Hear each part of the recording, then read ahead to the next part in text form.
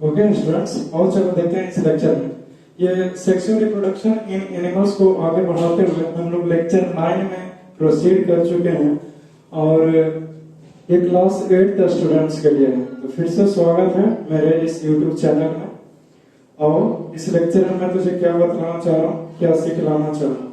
मैं इस लेक्चर में मेथड्स ऑफ सेक्सुअल रिप्रोडक्शन करने के क्या तरीके हैं, मैं उस तरीकों को बताने जा रहा हूँ। चलो तो देखो, तो यहाँ पर सीखने का प्रयास करो। जो लिखा हुआ है वो methods of sexual reproduction. Sexual reproduction का मेथड्स है वो करने का क्या तरीका है, क्लियर है? तो यही मैं तुझे बतलाना चाह रहा हूँ और सिखलाना चाह रहा हूँ। लेकिन किस में? तो इन एनिमल्स में स्टूडेंट्स, जानवरों में जी। तो इन एनिमल्स है, जानवरों में, क्लियर है?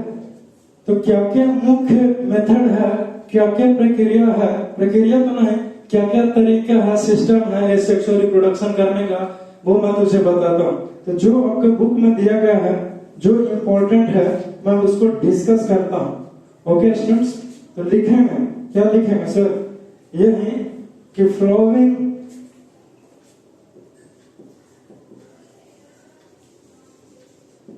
लिखेंगे, following are the methods of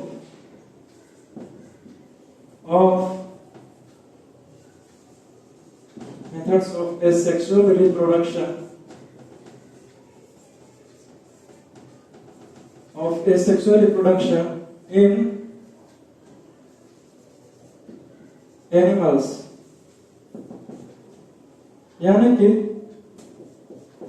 जो नीचे दिया गया है वो सारे के सारे मेथड्स है जो एनिमल्स में रिप्रोडक्शन तो होगा, लेकिन कैसे? जो बाई एसेक्सुअल मेथड्स के द्वारा। पहला आता है बाइनरी फिजन के द्वारा। दूसरा आता है जिसका नाम है बर्डिंग करके होगा। तो आओ चलो लिख देते हैं। पहले का नाम है बाइनरी फिजन, दूसरे का नाम है वर्डिंग, दूसरे का नाम है वर्डिंग।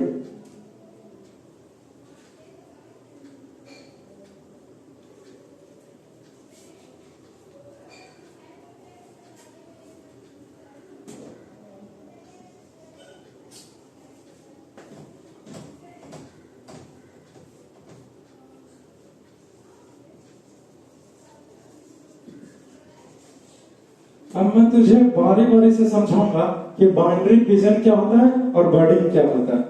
सबसे पहले बाउंड्री फिजन या फिर बर्डिंग क्या होता है, ये जानने से जरूरी है कि तुझे ये चीज सीखना चाहिए। वो है कि बाउंड्री फिजन किसमें होगा। बाउंड्री फिजन और बर्डिंग ये दो मेन मुख्य मेथड्स है ये सेक्सुअल रिप्रोडक्शन करने का। लेकिन किसमें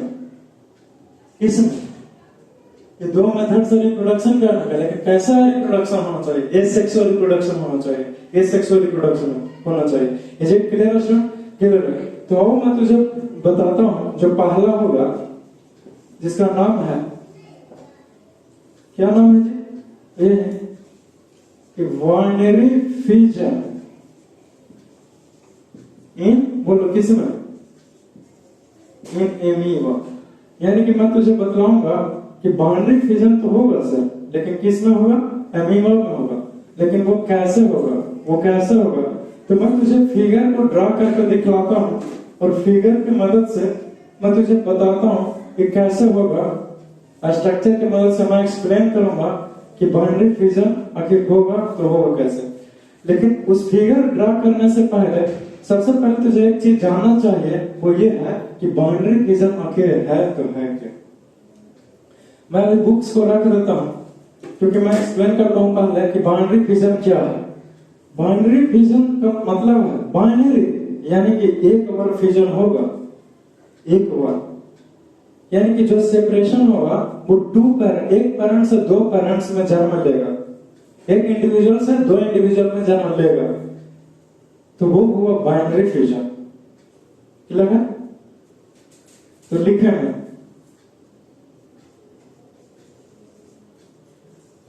क्या यही द स्प्लिटिंग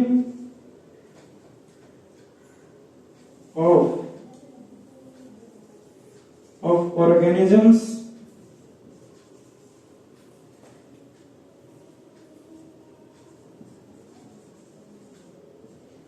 into, यहां पर लिख दो into two parts and each parts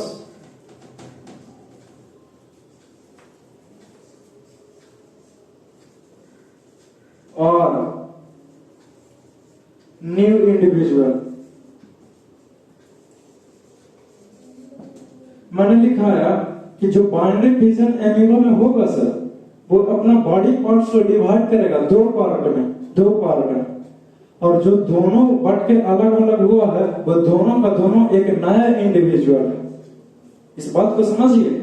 क्या सर दो से अधिक नहीं हो सकता? नहीं, दो से अधिक होगा तो उसको मल्टीपल फ्यूजन का नाम दे देगा, जिसको में जो एक ऑर्गेनिज्म है वो अपना बॉडी को क्या करता है कि एक से अधिक एट द सेम टाइम, यहां लिख दो एट द सेम टाइम, यानी कि उसी समय होना चाहिए। तकरीबन 1 घंटे का समय लगता है उसको बाइनरी फ्यूजन करने में, और 1 घंटे के अंदर में एक नया इंडिविजुअल का निर्माण हो जाता है। पहले एक था, जैसे कि मान लो ये कोई ऑर्गेनिज्म है, पहले एक है, लेकिन इसमें से टूटे और अलग अलग डिवाइड होकर के एक नया इंडिविजुअल बन जाए, तो ये जो दोनों है वो दोनों को दोनों एक नया इंडिविजुअल है कि नहीं है? एक नया अलग अलग पेरेंट्स है, तो इसी का तो नाम है बाइनरी फ्यूजन। यही तो बाइनरी फ्यूजन है सर। लेकिन अगर इसी क्षण इसी समय ये जो टूटा वो टूट करके दो इंडिविजुअल के जगह पर 1 मिनट मैं आपके लिए दिखा ही दूंगा, तभी मैं मानूंगा। जैसे कि ये जो है वो जैसे टोड़े में एक इंडिविजुअल बन गया, और ये फिर दूसरा इंडिविजुअल है, और उसी समय एक तीसरा इंडिविजुअल बन गया, 3 इंडिविजुअल, यानी कि 2 से अधिक हो गया स्टूडेंट। तो जब 2 से अधिक हो गया सर, तो ये बाइनरी फ्यूजन नहीं होगा, ये मल्टीपल फ्यूजन का केस आ जाएगा एट द सेम टाइम, एक ही क्षण में। जैसे कि देख लो, अभी एक इंडिविजुअल है जी, एक इंडिविजुअल है, लेकिन जब ये 2 इंडिविजुअल तब्दील होगा तो ये बाइनरी फ्यूजन होगा। लेकिन एक ही समय में ये हो गया 2 इंडिविजुअल, और फिर उसी समय लगातार 3 इंडिविजुअल हो गया, फिर और होते चला जाएगा, तो उसका नाम है मल्टीपल फ्यूजन। जो कि मल्टीपल फ्यूजन अभी नहीं पढ़ना है 8th क्लास में, हायर क्लासेस में पढ़ना है सर, लेकिन फिर भी आपको जानकारी दे दी हमने। क्लियर हो गया? क्लियर हो गया। और जो बाइनरी फ्यूजन केवल एमीबा में ही होगा सर? अरे नहीं जी, तो किस में होगा? तो ऐसा है कि बाइनरी फ्यूजन जो होगा ना सर, वो पारामीशियम में भी होगा। लेकिन वो कहते हैं ना कि सारे लोगों को जानने से अच्छा है कि केवल सारा गरीब का हाल पूछने से अच्छा है कि केवल एक गरीब के घर पे जाओ और उसका हाल पूछो कि तुम्हारा क्या हाल है। बस उसी से अंदाजा लग जाएगा सर कि बाकी का कैसा हाल होगा, क्या हाल हुआ होगा। इसे क्लियर, कॉन्सेप्ट क्लियर हुआ? क्लियर है। अब और चलो देखते हैं। अब इतनी सारी बातें तुझे आता है या फिर पता है? क्लियर है?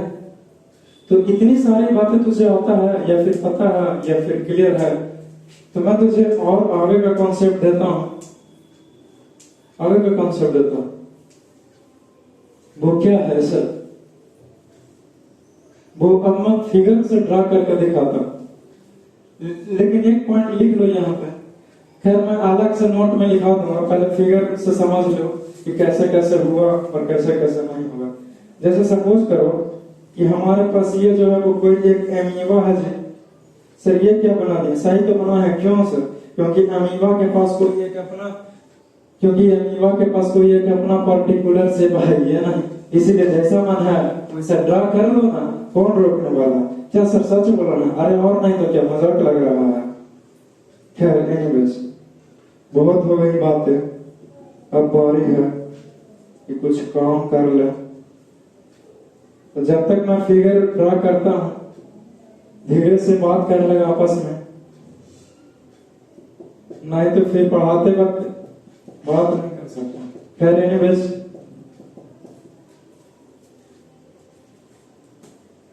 ये जो है वो इसका न्यूक्लियस है। न्यूक्लियस, और ये जो तुम देख रहे हो वो क्या है? तो वो है फुल्ली ग्रोन।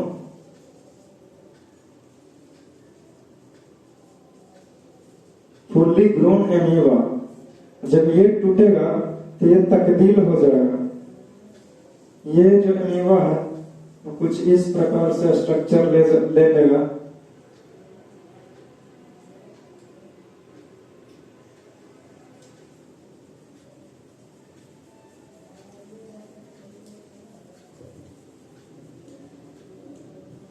ये हो गया और ये हो गया,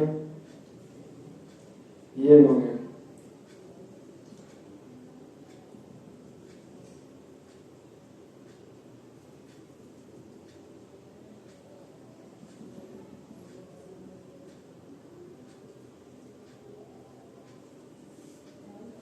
फिर इसके बाद जो स्ट्रक्चर बनेगा वो कुछ इस प्रकार से बन जाएगा।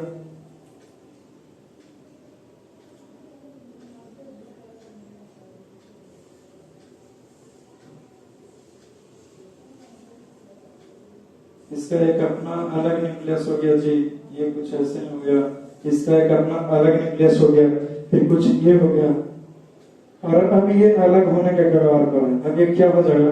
जब टू इंडिविजुअल बन गया, ये हो गया एमीबा। ऐसी लिक्विड है, अंदर में साइटोप्लाज्म वगैरह सब जो कहना जो कह दो।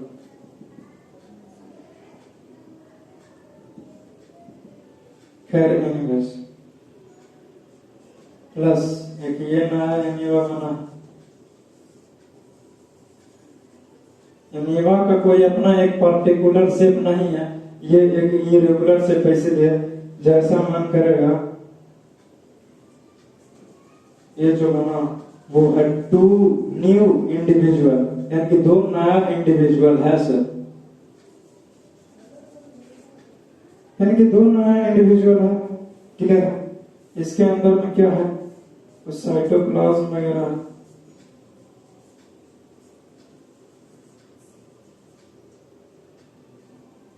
साइटोप्लाज्म, चलो ठीक है, चलो इसे सीखते हैं कि कैसे हुआ। एमीबा में एसेक्सुअल रिप्रोडक्शन होगा। अब मैं तुझे बताता हूँ कि एमीबा जो है वो एक एमीबा से दूसरा एमीबा में कैसे परिवर्तन हो सकता है, आखिरकार कैसे ये बन सकता है, कैसे निर्माण कर सकता है। समझ रहे हो ना? बोल ले, समझा दे। चलो देखो, तो ये जो फुल्ली ग्रोन एमीबा है वो हम क्या देख पा रहे हैं कि ये एक फुल मैच्योर एमीबा है। ये बात क्लियर है। ये इसका न्यूक्लियस हो गया, ये साइटोप्लाज्म वगैरह ये सब, ये कुछ ऐसे ही वैक्यूल वगैरह ये सब होगा, ये क्लियर।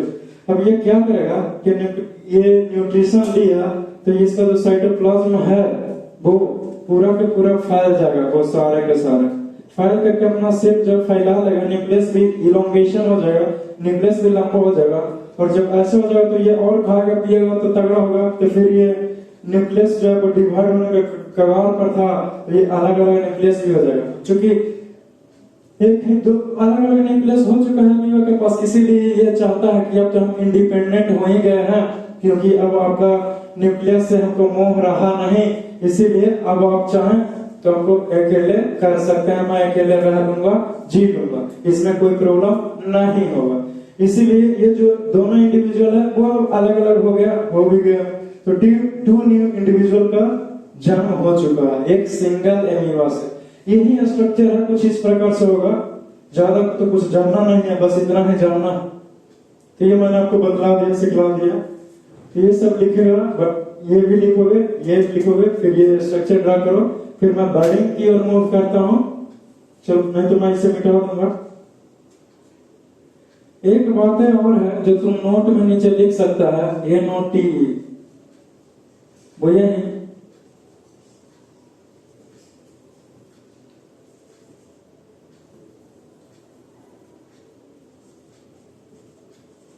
कि बाइनरी फ्यूजन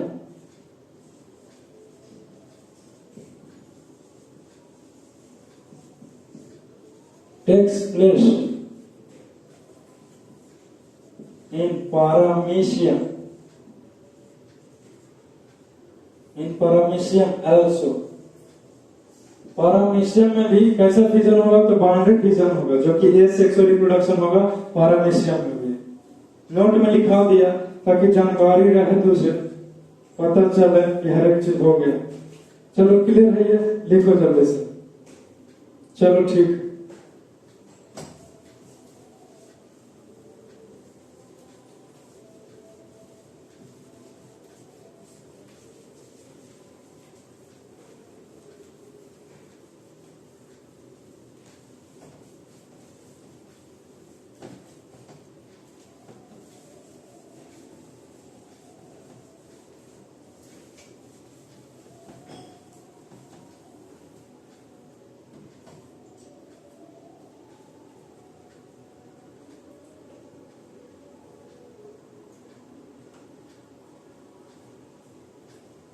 अब जो दूसरा नंबर पर आता है जिसका नाम है वर्डिंग, बोलो क्या नाम है, तो उसका नाम है वर्डिंग। क्लियर है? तो वर्डिंग किसमें होगा, तो इन हाइड्रा में, या फिर स्पॉन्ज वगैरह ये सब भी है, उसको में भी वर्डिंग होता है, लेकिन हाइड्रा ही जानना है अभी। तो वर्डिंग इन हाइड्रा, मैं तुझे बतला रहा हूं कि हाइड्रा में बर्डिंग के द्वारा एसेक्सुअल रिप्रोडक्शन किया जाता है, लेकिन कैसे आखिर, ये बर्डिंग आखिर होता क्या है sir, what is birding, what do you understand by the term birding. ऐसा है कि बर्डिंग कहने का मतलब हुआ कि सबसे पहले तो एक पहले से एक कली रहता है और उसमें से एक अंकुरन निकलता है, कुछ इस प्रकार से धीरे धीरे होगा, धीरे धीरे धीरे कुछ इस प्रकार से निकल जाएगा। तो पहले तो ये इसमें अटैच रहता है बर्डिंग, लेकिन कुछ समय के बाद जो बर्ड है वो इसमें से सेपरेट हो जाता है, टूट के अलग हो जाता है। जब ये टूट के अलग हो गया तो एक नया इंडिविजुअल का निर्माण हो गया स्टूडेंट, यानी कि ये एक अलग नया इंडिविजुअल है और ये भी एक अलग नया इंडिविजुअल है, यानी कि दो नया इंडिविजुअल हो गया ना। तो यही प्रक्रिया को बर्डिंग कहते हैं। तो चलो देखते हैं बर्डिंग क्या है।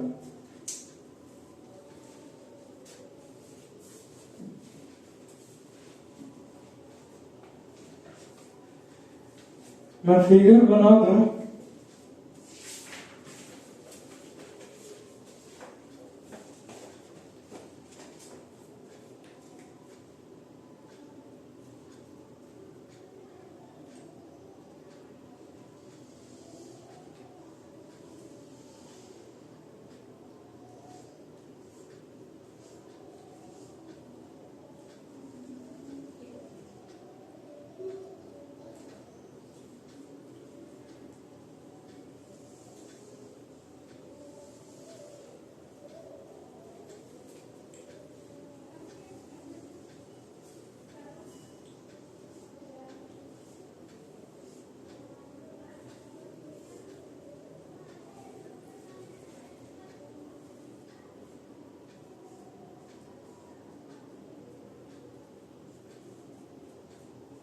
यह जो है वो एक बर्ड है, ये बर्ड है।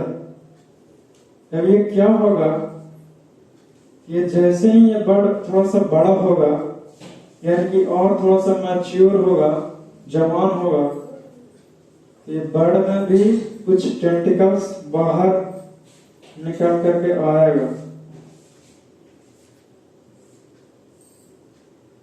क्लियर है? जो पहले ऐसे देख रहा था तो थोड़ा सा और पहले से ज्यादा बड़ा हो जाएगा और इसमें टेंट्रिकल्स भी बाहर आ ही जाए।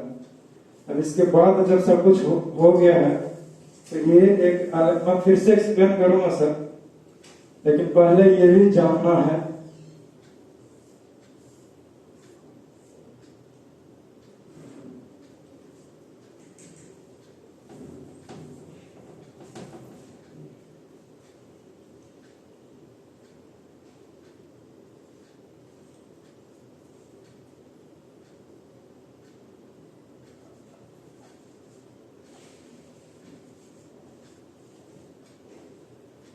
चलो जी, यही है।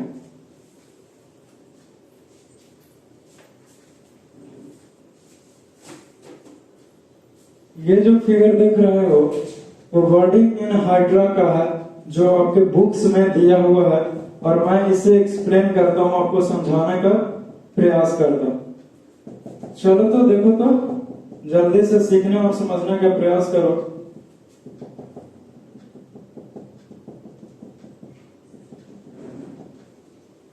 सबसे पहले क्या था कि एक अकेले हाइड्रा था, एक अकेले हाइड्रा था। वाटर में हाइड्रा होता है, बेसिकली जो इसका ग्रोथ होता है वो पानी में ही होता है, हाइड्रा का जन्म। और ये एक मल्टी सेलुलर ऑर्गेनिज्म है हाइड्रा, सिंगल सेल से नहीं बना है, तभी तो इसमें बर्ड्स वगैरह ऐसा पूर्ण हो रहा है ना। क्लियर है?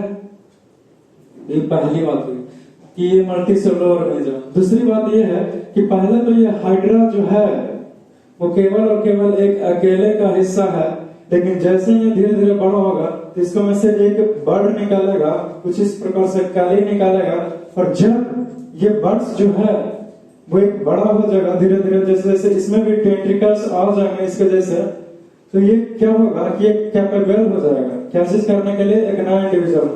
तो फिर फाइनली जो है ये जो बर्ड देख रहे हो, ये शुरुआत में तो लगा हुआ रहता है, लेकिन कुछ क्षणों के बाद ही ये फाइनली डिटैच्ड हो जाता है, यानी कि अलग अलग हो जाता है। क्लियर है? तो इस प्रकार से ये भी जो जन्म लिया वो नया इंडिविजुअल है जिसका नाम है हाइड्रा। यह एक नया hydra. A sexual reproduction in hydra होता है, इसीलिए जरूरी नहीं है इसमें कि फर्टिलाइजेशन हो या भी ना भी हो। तो क्लियर हो गया? और मैं वर्डिंग एक बार लिखा देता हूं।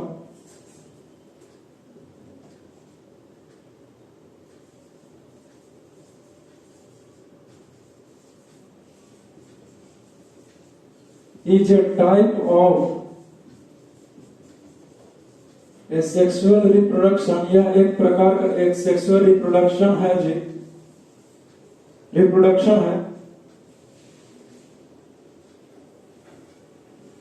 in which जिसमें फर्स्टली, सबसे पहले क्या रहता है, firstly a bird is attached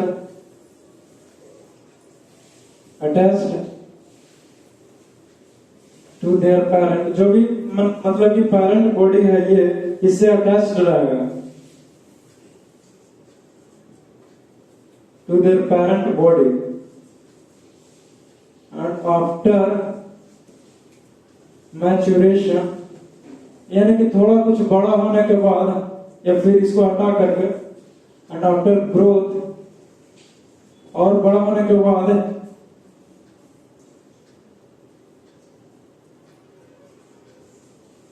bird is separated and finally become new individual. और फिर कुछ ही क्षणों के बाद एक नया इंडिविजुअल का निर्माण कर देता है। ये सारी की सारी बातें तुझे क्लियर हो जाना चाहिए। क्लियर है ना कि कैसे बर्डिंग, हाइड्रा में बर्डिंग कैसे हुआ, बाइनरी डिवीजन अमीबा में कैसे हुआ, मैंने बता दिया तुझे, लिखा भी दिया, समझ भी गए होगा, है ना? तो ठीक है, अब आगे बढ़े।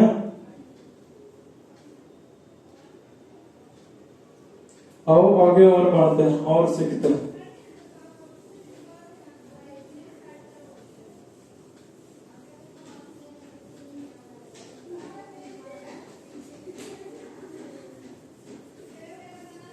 जो नेक्स्ट टॉपिक होगा उसको ध्यान से समझना और सीखना। Okay student?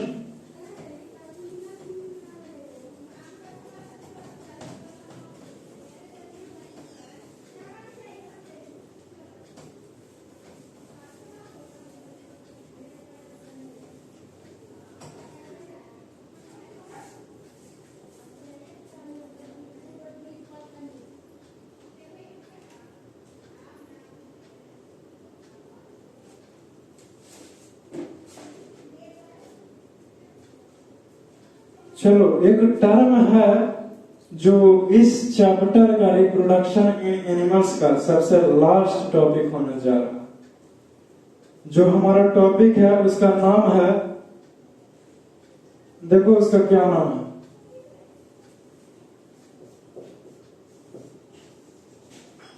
And the name is cloning. Cloning नाम है। सर ये क्लोनिंग आखिर होता क्या है? क्लोनिंग के समझा जाए तो समझा जाए कैसे? मैं तुझसे एक बात बताता हूं कि क्लोनिंग को सबसे आसान तरीके से समझने का अर्थ है कि जो नया इंडिविजुअल को मैं जन्म दूंगा या फिर जो नया इंडिविजुअल का मैं निर्माण करूंगा वो अपने पेरेंट्स के जैसा ही दिखेगा। सिर्फ और सिर्फ दिखेगा ही नहीं बल्कि अपने पेरेंट्स के जैसा ही गुण रहेगा। जैसा उसका पेरेंट्स है, जो उसका बच्चा निर्माण करेगा वो भी वैसा ही रहेगा, वैसा ही रहेगा। तो वही उसी के लिए जो टर्म है वो इस्तेमाल किया गया है, क्लोनिंग।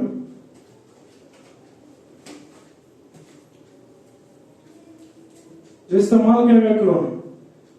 तो ये क्लियर हो गया। अब आओ मैं क्लोनिंग का डिफिनेशन लिखता हूं।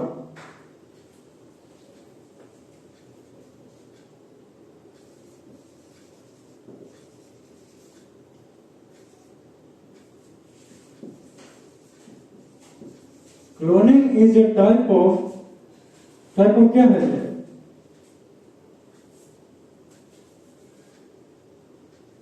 रिप्रोडक्शन में क्या समझा?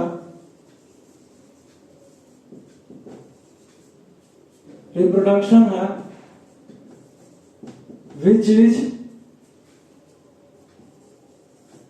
रिप्रोडक्शन है which is the production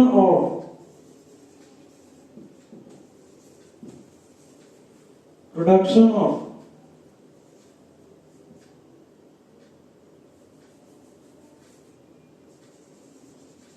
new offspring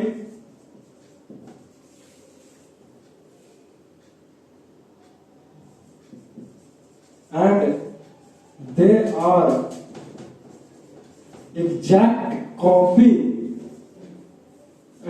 exact copy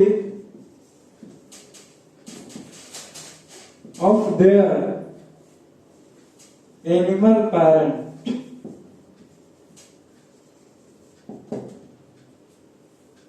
जो हमारा क्लोनिंग है वो एक तरीका है नए ऑर्गेनिज्म को जन्म देने के लिए।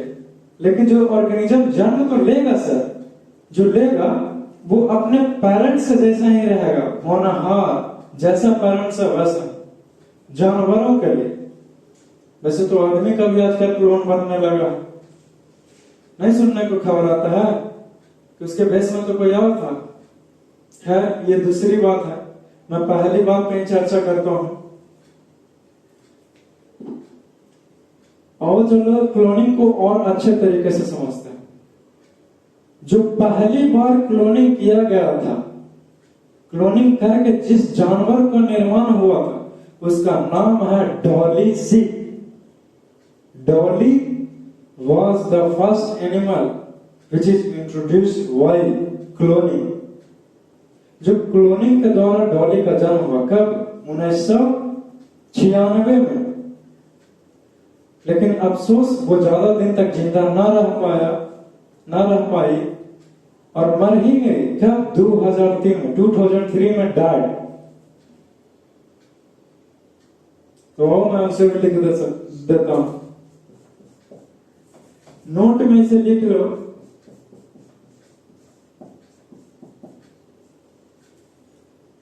क्या यही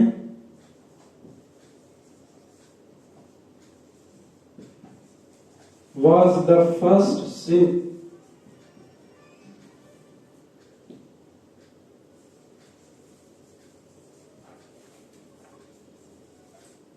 who was born by cloning. कब? इन 1996 1996 में पूछ देता ऑब्जेक्टिव में कि पहला कौन था, तो डॉली तब जन्म लिया था, तो 1996 में।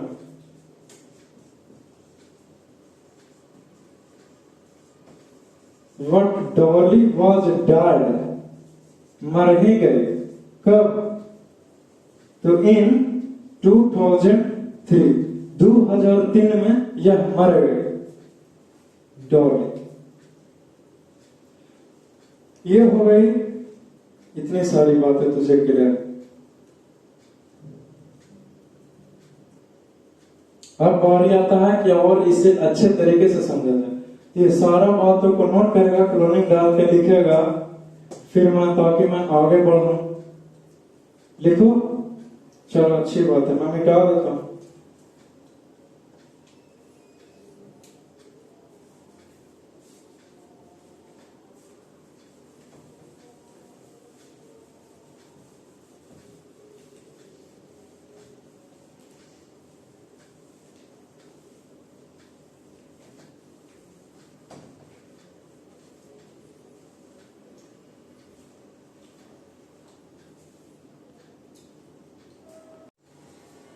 ओके, अब जो यहां तक हो गया, डॉली के बारे में मैंने तुझे जानकारी दिया कि उसको जन्म कब हुआ, कब मर गया।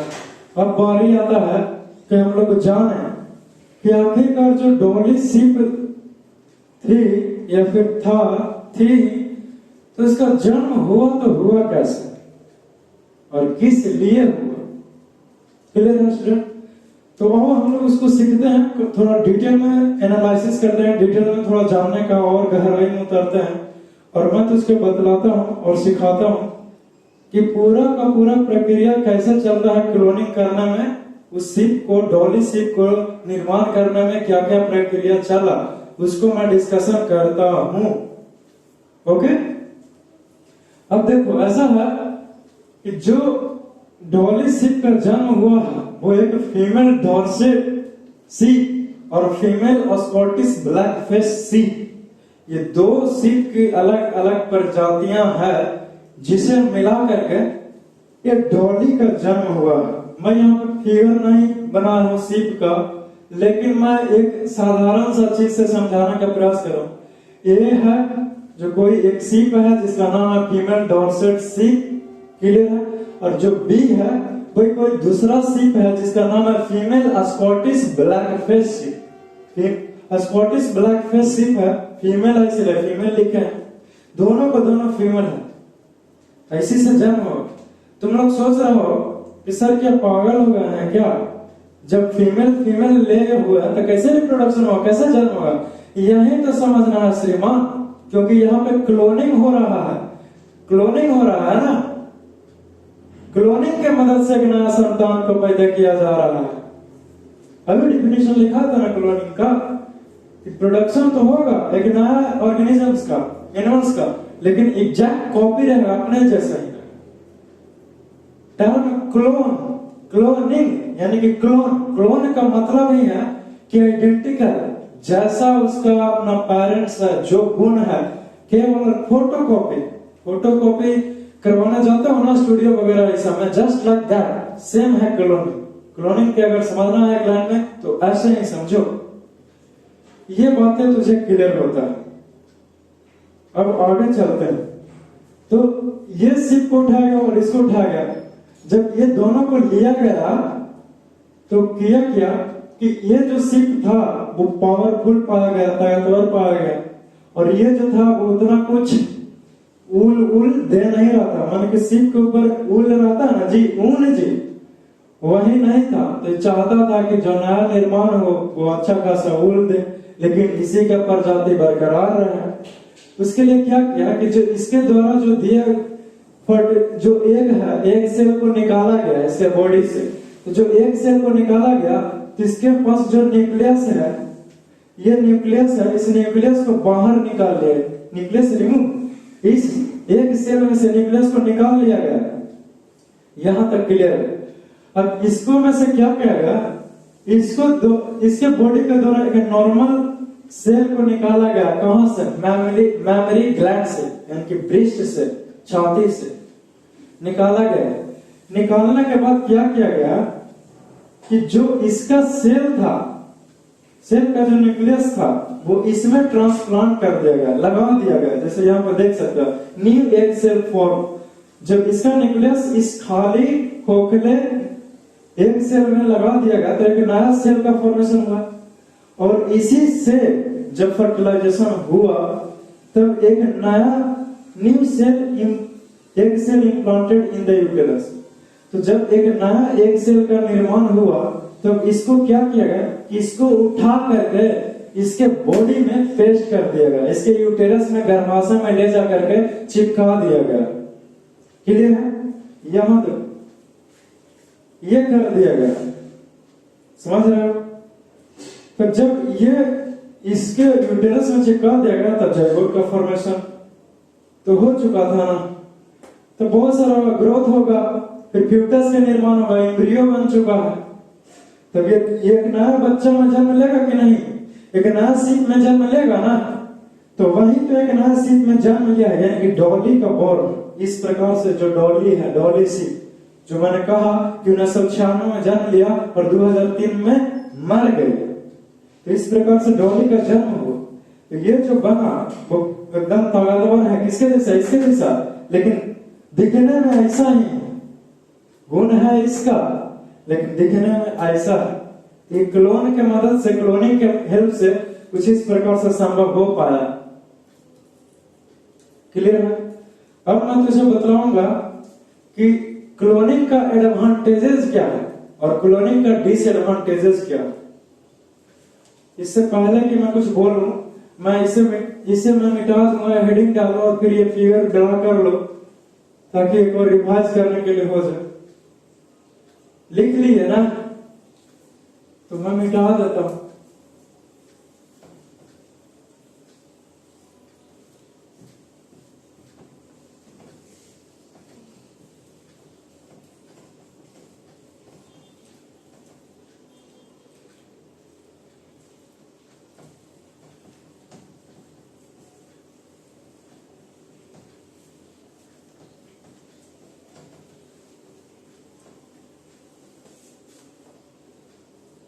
ये क्लियर हो गया।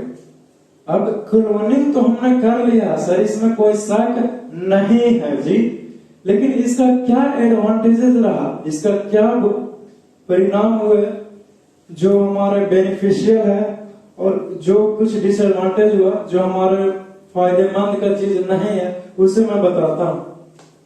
तो इसे क्यों छोड़ दिया, इसे भी मिटाओ।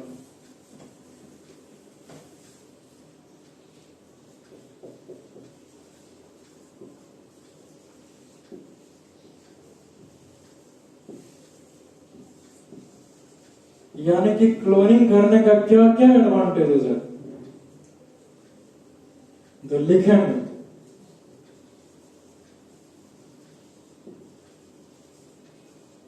Flowing are the main advantages of cloning.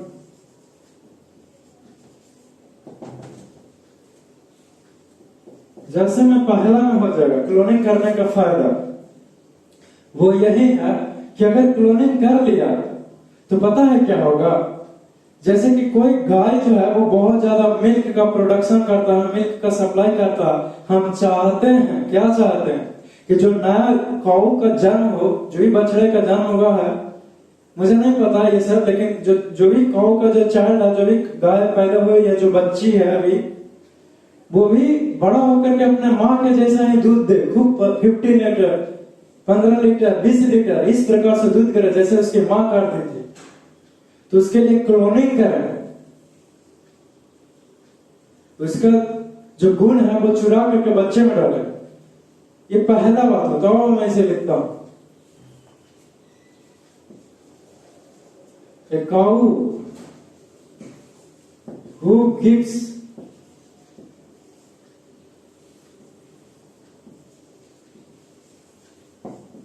high production of milk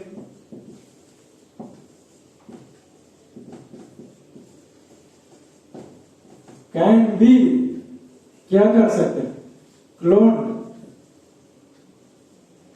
clone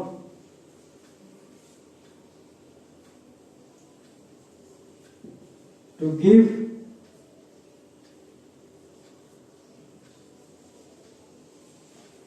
high production of milk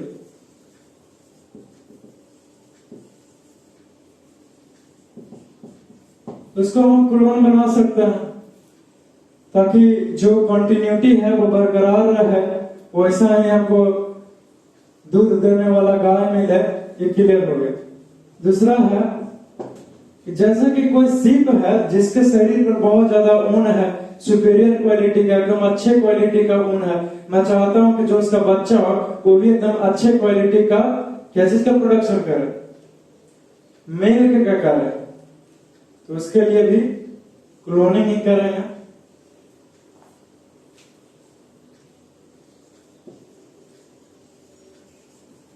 sheep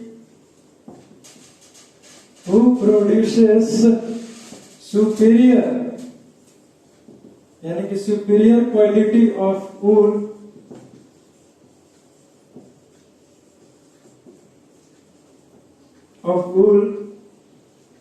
can be cloned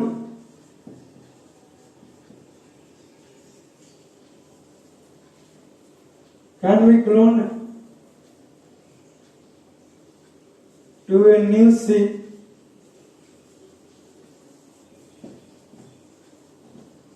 who will also provide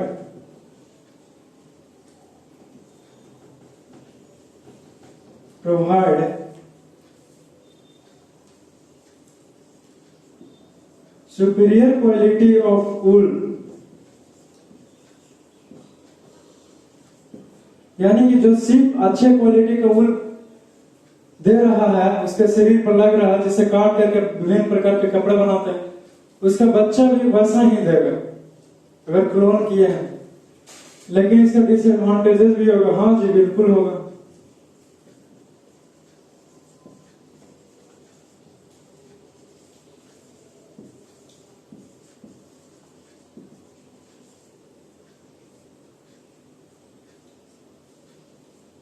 अब क्लोनिंग करने का क्या क्या डिसएडवांटेजेस हो सकता है?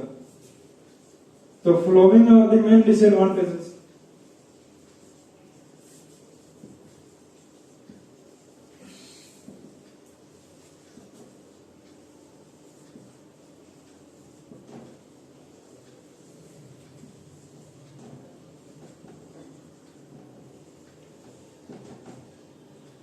यानी कि क्लोनिंग करने का निम्नलिखित डिसएडवांटेजेस हो सकता है। जैसे कि पहला में हो सकता है कि बच्चा तो जन्म से लेने से पहले ही मर जा सकता है।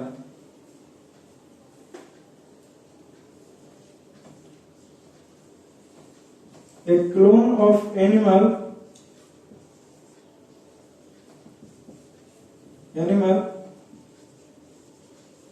may be died before birth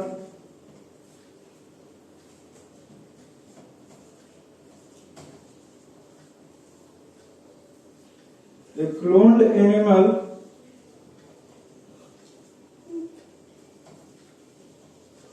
may be died after birth, यानी कि जन्म लेने से पहले भी शायद मर जाए जिसका क्लोनिंग हुआ, या फिर जन्म लेने के बाद भी मर जाए जिसका क्लोनिंग हुआ। समझ पा रहे हो? तो ऑप्शन क्या है सर? जैसे कैसे हुआ जी? 1996 में डॉली का जन्म हुआ और 2003 में मर गया। क्या वर्ष जिया? 7 साल जिया। क्या ऊन दिया होगा अपने बॉडी से, कुछ खास नहीं दिया होगा। उसी प्रकार से तीसरा क्या हो सकता है बताओ?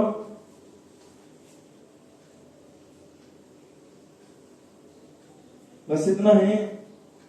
एक और डिसएडवांटेज हो सकता है कि जो क्लोनिंग किए हैं और जो नया इंडिविजुअल का निर्माण किए हैं क्लोनिंग के द्वारा सर, वो शायद कुछ एबनॉर्मेलिटीज लेके पैदा हो, मेंटली रिटार्डेड हो, चाहे कुछ भी हो सकता है।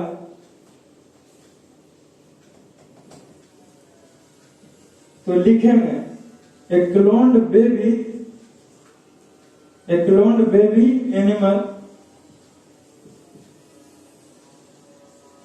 may be born with some abnormalities.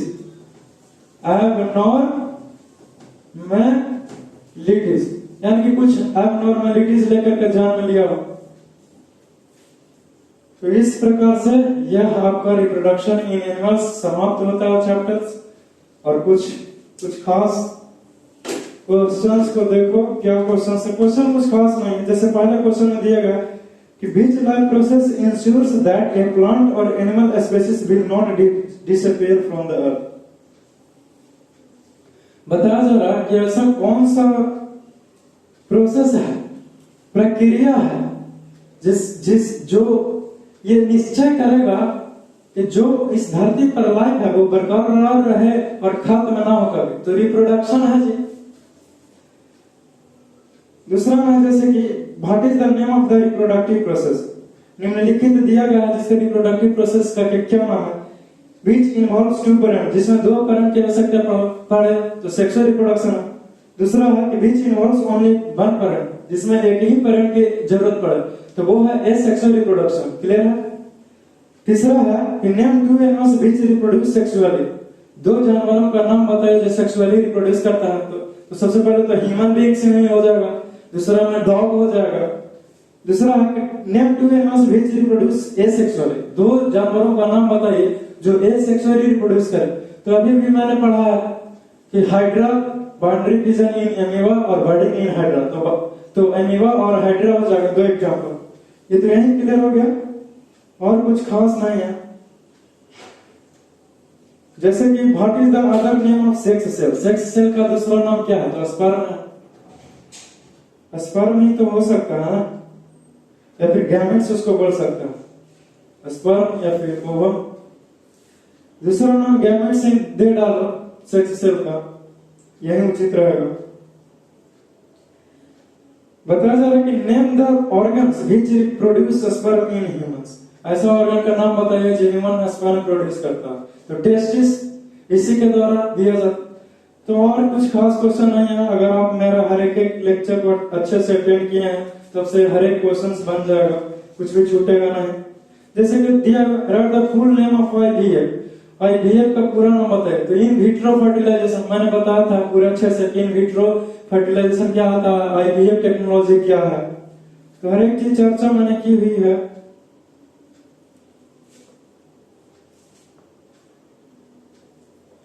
जैसे में है कि what term is used for the flogging, निम्नलिखित जो दिया गया उसके लिए क्या टर्म इस्तेमाल कीजिएगा। जैसे the change of tadpole to frog, एक टैडपोल है जो एक जवान सा मेढक में फ्रॉग में तब्दील करता है। तो मेटामॉर्फोसिस होता है फ्रॉग में जी, ये मैंने आपको समझाया है ना। तो उसी प्रकार से क्या ऐसे करें, कुछ दम है या नहीं इसमें, हो ऐसे ही ऐसे है। हर एक और अच्छे से सब पढ़ लिए हो तो क्वेश्चन छूटेगा कोई बात नहीं। तो ये लेक्चर यहीं पर समाप्त होता है। फिर से मिलेंगे कोई नया चैप्टर में। शायद अब क्या, अब हर एक चीज हो ही गया, क्वेश्चन आंसर क्या करवाएं, जितना था उतना बता दें। उससे पता चलता है कि क्वेश्चन में कुछ दम नहीं है। अब ध्यान से देखेगा तो जो कुछ भी बताएं उसी में से क्वेश्चन दिए गया होगा, या फिर दिया ही है, मुझे पता है सर। अगर नहीं पता तो क्वेश्चन करके देखो, कोई बुक्स बन जाएगा आपसे। 8th क्लास के लिए लेकिन ये है सेक्सुअल रिप्रोडक्शन इन एनिमल्स। ठीक है स्टूडेंट्स, बहुत बहुत शुक्रिया, धन्यवाद। Thank you for watching this lecture, attending. फिर से मिलते हैं कोई नेक्स्ट लेक्चर में। तब तक के लिए मुस्कुराते रहिए, जुड़े रहिए, बने रहिए।